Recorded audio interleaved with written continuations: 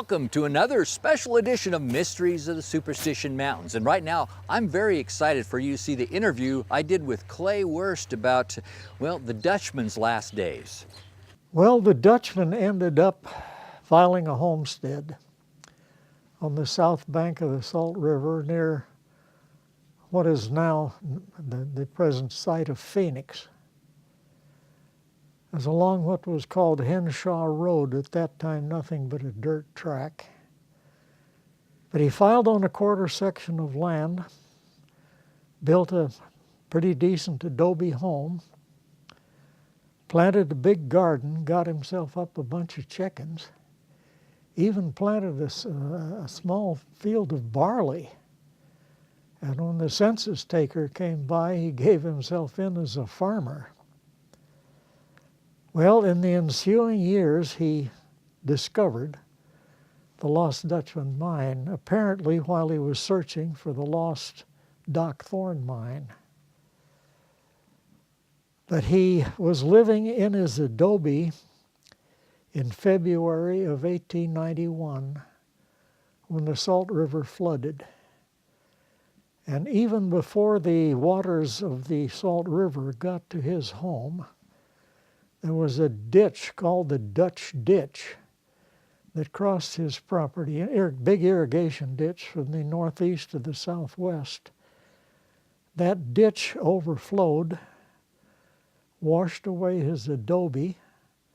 Some claim that he spent 2 days and 2 nights up a cottonwood tree before Riney Petrash got the sheriff in a boat, came, rescued the Dutchman, took him to the home of Julia Thomas, a young black woman that she may have only been mulatto, but lived in Phoenix.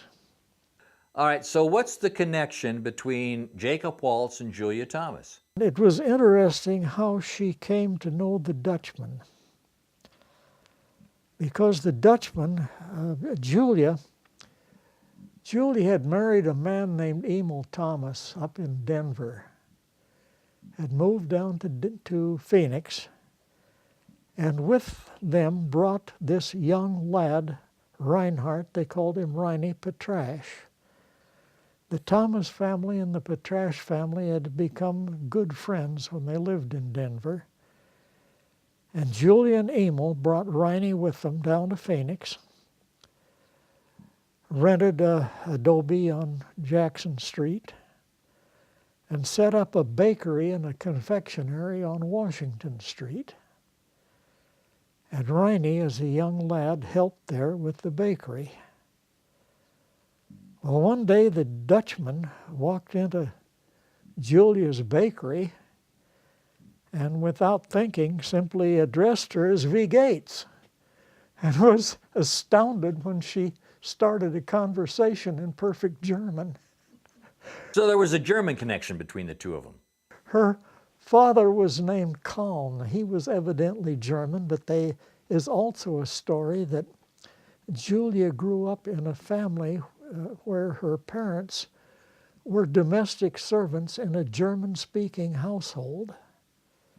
But at any rate, for whatever reason, Julia spoke fluent German. And Riney, we're not dead sure if he was actually born in Germany, born in transit to the United States, or born in this country.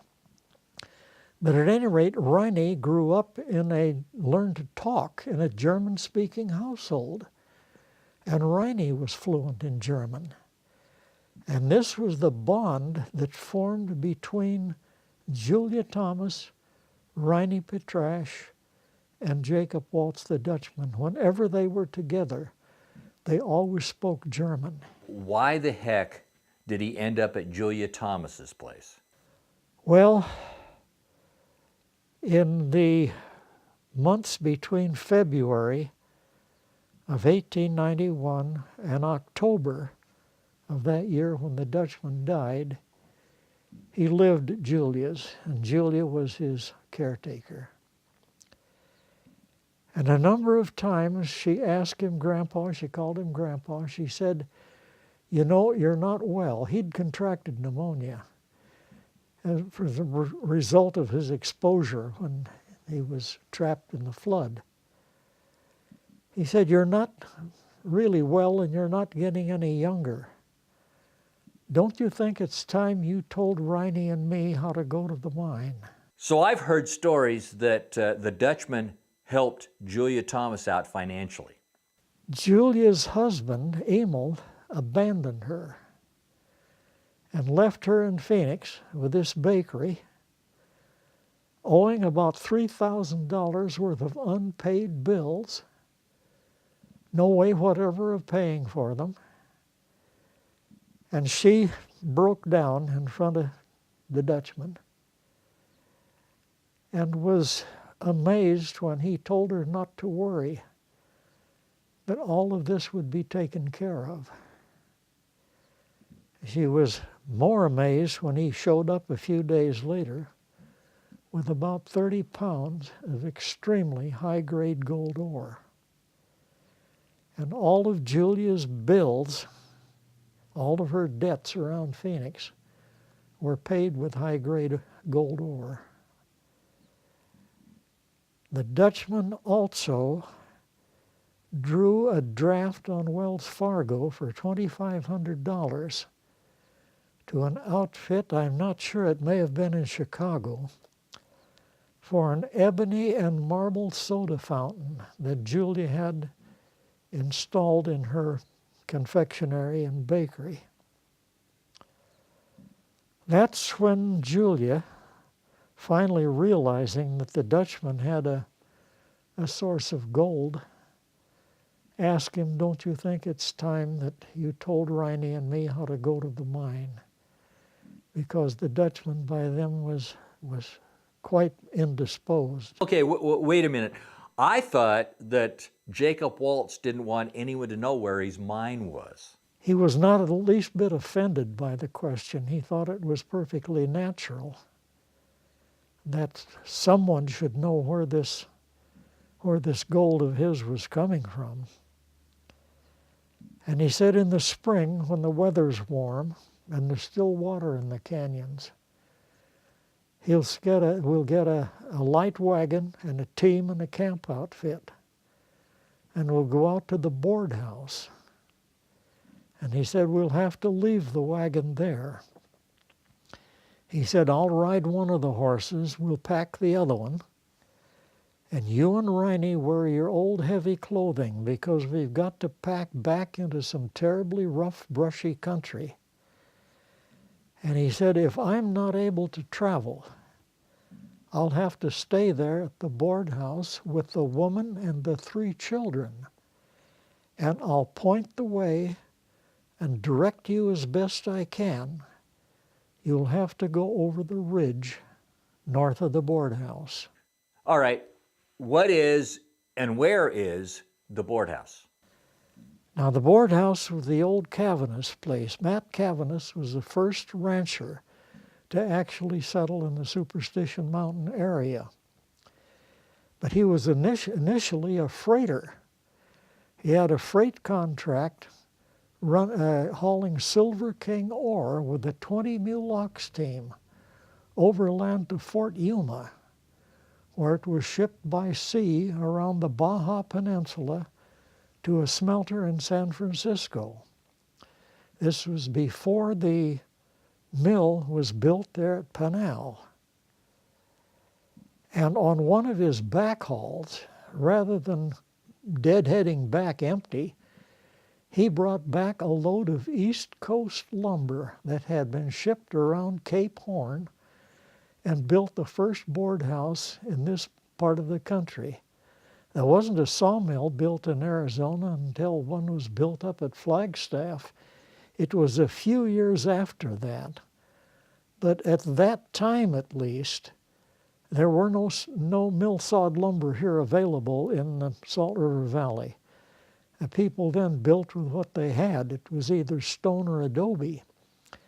And because the board house was unique, it was usually referred to simply as the board house rather than the Cavanis place. Well, Matt and Alice Cavanis were divorced.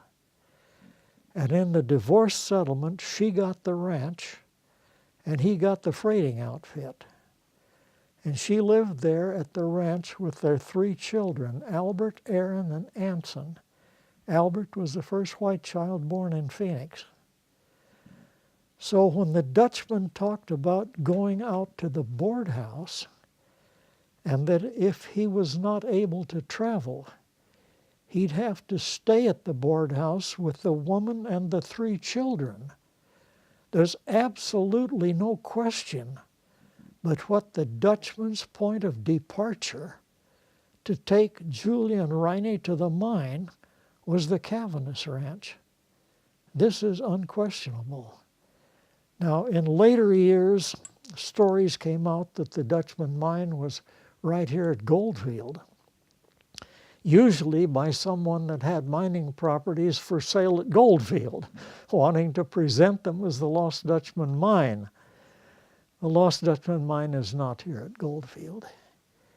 If it were here at Goldfield, they could have driven right up to it with a buckboard. Why this talk about going 15 miles past Goldfield to the board house and then saying you have to go up over the ridge north of the board house, back into the Superstition Mountains?